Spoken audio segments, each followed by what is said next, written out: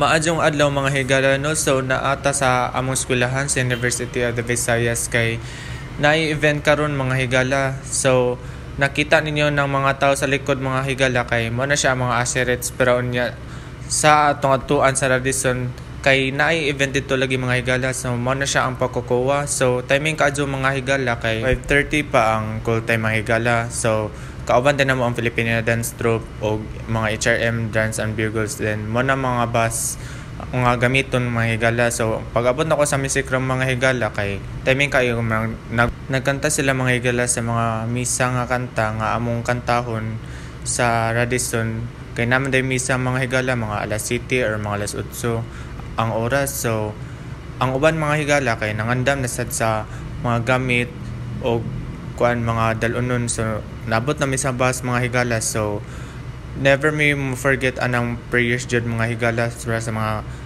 pagabayan mi ni Lord, then safety, then taod-taod na mga higala kay naabot na mi sa Radisson. So wa jud kun pawayan ng Christmas tree nila mga higala kay nindot man jud kaayo kay nindot kay colorful, then ang design nindot kaadto. Then pag abot na mo sa function hall mga higala kay busy na kayo mga waiter, table set up na sila, then ang mga technician kay nag set up na sa mga mics, then sounds, lights, then nindot man sa kaining Radisson mga higala kay dako kay lang function hall perfect sa kaadto ni mga higala og ni mga events.